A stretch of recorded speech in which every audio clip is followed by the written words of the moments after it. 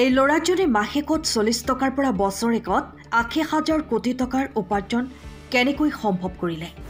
ঘড়ীৰ শ্ব'ৰুমৰ পৰা খেদি পঠিওৱা এই ল'ৰাজনে নিৰ্মাণ কৰিলে বিশ্বৰ আটাইতকৈ দামী ৰোলেক্স ঘড়ী। কিন্তু প্ৰশ্ন হয়, ৰোলেক্স ঘড়ী ইমান দামী কিয়? বিশ্বৰ প্ৰথমটো ৱাটাৰপ্ৰুফ ঘড়ী কাক পিন্ধাইছিল? এজন 16 বছৰীয়া ল'ৰাই এটা ডাঙৰ ঘড়ীৰ শ্ব'ৰুমৰ বাহিৰত থিয় হৈ আইনাখনৰ ভিতৰত জিলিকি থকা ঘড়ীবোৰ চাই আছিল। এই আচৰিত ঘড়ীবোৰ কেনেকৈ বনোৱা হয়?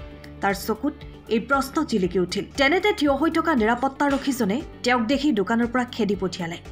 এই অনাথ ল'ৰাটো আন কোনো নাছিল, ৰোলেক্সৰ প্ৰতিষ্ঠাপক হান্স উইলষ্ট্ৰফ, যিয়ে পিছলৈ বিশ্বৰ আটাইতকৈ দামী ঘড়ী নিৰ্মাণ কৰিছিল। কিন্তু প্ৰশ্নটো হ'ল, শৈশৱতে পিতৃ মাতৃয়ে এৰি থৈ যোৱা এজন অনাথ ল'ৰাই কেনেকৈ আগবাঢ়ি গৈ পৃথিৱীৰ আটাইতকৈ দামী ব্ৰেণ্ডটো সৃষ্টি কৰে? কেৱল এয়াই নহয়, ৰোলেক্সে এনে এটা ব্ৰেণ্ডত পৰিণত হ'ল যে চৰকাৰে প্ৰথম বিশ্বযুদ্ধৰ সময়ত নিজৰ সৈনিকসকলক ৰোলেক্স ঘড়ী পিন্ধাই দিলে।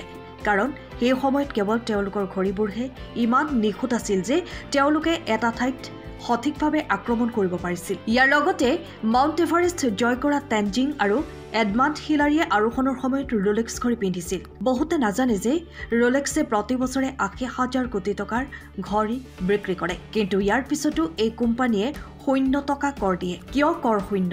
আৰু এই ঘড়ীবোৰ ইমান দামী কিয়? ঘড়ীৰ শ্ব'ৰুমৰ পৰা খেদি পঠিওৱা এই ল'ৰাটোৱে কেনেকৈ ইমান ডাঙৰ সাফল্য লাভ কৰিবলৈ সক্ষম হ'ল? এই প্ৰশ্নবোৰৰ উত্তৰ জানিবলৈ এই কাহিনীটো শুনক। 1881 চনৰ 22 মাৰ্চত জাৰ্মানীৰ কলম্বাছ নামৰ ঠাইত হান্স উইলষ্ট্ৰফৰ জন্ম হৈছিল। তেওঁৰ পৰিয়ালত 2জন ভাই-ভনী আছিল।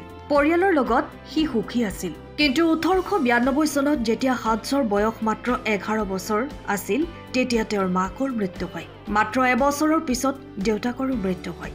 12 বছৰ বয়সত হান্স অনাথ হৈ পৰে। হান্সৰ মাক দেউতাকৰ অলপ মাটি আছিল। সেই মাটি ককাকে বিক্ৰী কৰি হান্স আৰু ভাই-ভনীক বৰ্ডিং স্কুললৈ পঠাই দিছিল। এই বিদ্যালয়খনৰ নাম আছিল কোবাৰ্গ। 13 বছৰীয়া হান্সক অকলে এৰি থৈ গ'ল স্কুলৰ হোষ্টেলত, য'ত আগতে আন ল'ৰা-ছোৱালীৰ পিতৃ-মাতৃয়ে তেওঁক লগ কৰিবলৈ আহিছিল। কিন্তু হান্সে সদায় অকলশৰীয়াকৈ বাস কৰিছিল। আগতে প্ৰতিটো শিশুৱে তেওঁক ঠাট্টা কৰিছিল। হান্সৰ বন্ধু বহুত কম আছিল, সেয়েহে তেওঁ পঢ়া-শুনাক বন্ধ কৰি লৈছিল। তেওঁ গণিত আৰু ইংৰাজীত বহুত ভাল আছিল। এই দুয়োটা দক্ষতা পিছলৈ তেওঁৰ বাবে কামত আহিল। স্কুলত হান্সে এজন ছুইজাৰলেণ্ডৰ ল'ৰাক লগ পাইছিল, যিয়ে তেওঁক নিজৰ গৃহদেশ ছুইজাৰলেণ্ডৰ এখন ঠাইৰ কথা কৈছিল। এই ঠাইখনৰ নাম আছিল লা চৌডিফন্স। তেওঁ কয় যে ইয়াত ঘড়ী নিৰ্মাণ কৰা বহু উদ্যোগ আছে। এই কথা শুনি হান্সে বৰ সুখী হৈ সিদ্ধান্ত ল'লে যে তেওঁ নিশ্চিতভাৱে জীৱনত এবাৰ হ'লেও ছুইজাৰলেণ্ডলৈ যাব। স্কুল শেষ কৰাৰ পিছত 19 বছৰ বয়সত হান্স ছুইজাৰলেণ্ডলৈ স্থানান্তৰিত হয়। তাত তেওঁ এটা কোম্পানীত এপ্ৰেণ্টিছশ্বিপ লৈছিল। এই কোম্পানীটোৱে আগতে মুকুতাৰ ৰপ্তানি কৰিছিল। হান্সে ঘড়ী নিৰ্মাণ কোম্পানীত কাম কৰিব বিচাৰিছিল আৰু অতি সোনকালেই তেওঁৰ সপোন পূৰণ হৈছিল। বন্ধুৱে তেওঁক কোম্পানী এটাত চাকৰি পোৱাত সহায় কৰিছিল। এই কোম্পানীটোৰ নাম আছিল কোন কটন, যিটো ছুইজাৰলেণ্ডৰ আটাইতকৈ ডাঙৰ ঘড়ী নিৰ্মাণ কোম্পানী আছিল। ইয়াত হান্সে কেৰাণী হিচাপে কাম কৰি আছিল আৰু তেওঁ প্ৰতিমাহে প্ৰায় 40 টকা পাইছিল। তেওঁৰ কাম আছিল পকেট ঘড়ী সজোৱা। সেই সময়ত পুৰুষে পকেট ঘড়ী কিনিছিল, আনহাতে হাত ঘড়ী কেৱল মহিলাহে পিন্ধিছিল। হান্সক শ্ব'ৰুমৰ পৰা খেদি পঠিওৱা দেখি বৰ দুখ লাগিল। যেতিয়াই তেওঁ ঘড়ীবোৰ ঘা কৰিছিল, তেতিয়াই তেওঁ অনুভৱ কৰিছিল যে তেওঁ এটা অতি ভাল নিখুঁত ঘড়ী বনাব পাৰিব।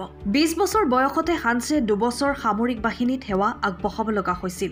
সেই সময়ত তেওঁৰ দেশত ই বাধ্যতামূলক আছিল। 22 বছৰ বয়সত তেওঁ লণ্ডনলৈ গুচি যায়। তাতেই তেওঁ ফ্লৰেন্স ফ্ৰান্সিছ নামৰ এগৰাকী ছোৱালীক লগ পায়, যিগৰাকী পিছলৈ তেওঁৰ পত্নী হৈ পৰে। 1905 চনত হান্সে তেওঁৰ ভায়েক আলফ্ৰেড জেমছ ডেভিছৰ সৈতে উইলছফৰ্ড এণ্ড ডেভিছ নামৰ এটা কোম্পানী আৰম্ভ কৰে। এই কোম্পানীটোৱে ছুইজাৰলেণ্ডত নিৰ্মিত ঘড়ী কিনি ইংৰাজী কেছত ফিট কৰি বিক্ৰী কৰিছিল। কিন্তু বিক্ৰী হান্সে ভবাৰ দৰে নহ'ল।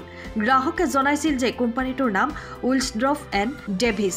জাৰ্মান আৰু মানুহে জাৰ্মানী ঘৃণা কৰিছিল। 1908 চনত হান্সে নিজৰ কোম্পানীটোৰ নাম সলনি কৰি ৰোলেক্স ৱাটছ কোম্পানী লিমিটেড কৰে। নতুন নামটোৱে প্ৰিমিয়াম অনুভৱ কৰিলে আৰু বিক্ৰী বৃদ্ধি পালে। তেওঁলোকে গৱেষণা আৰু উন্নয়নত বহু ধন বিনিয়োগ কৰিছিল যাতে তেওঁলোকে এটা পানী নোসোমাব পৰা আৰু নিখুঁত ঘড়ী তৈয়াৰ কৰিব পাৰে। 1926 চনত তেওঁ ৰোলেক্স অয়েষ্টাৰ নামৰ বিশ্বৰ প্ৰথমটো ৱাটাৰপ্ৰুফ ঘড়ী নিৰ্মাণ কৰে। ইয়াৰ প্ৰচাৰৰ বাবে হান্সে ইংৰাজী চেনেল পাৰ হ'বলৈ চেষ্টা কৰাৰ সময়ত মাৰ্চিডিজ গ্লেইজক এই ঘড়ীটো পিন্ধাইছিল। চেনেলটো পাৰ হ'ব নোৱাৰিলেও ঘড়ীটোৱে পানীটো নিখুঁতভাৱে কাম কৰিছিল। হান্সৰ বিপণন কৌশল, গুণগত মান আৰু দৃষ্টিভংগীয়ে ৰোলেক্সৰ সফলতাত মুখ্য ভূমিকা পালন কৰিছিল। তেওঁ সৃষ্টি কৰা ৰোলেক্স ঘড়ীবোৰ এতিয়াও আইকন। আশা কৰোঁ এই তথ্য আপোনালোকৰ বাবে উপযোগী হৈছে। যদি এই তথ্য ভাল লাগিল তেন্তে ভিডিঅ'টো লাইক, কমেণ্ট আৰু শ্বেয়াৰ কৰক। লগতে চেনেলটো ছাবস্ক্ৰাইব কৰিবলৈ নাপাহৰিব। ধন্যবাদ।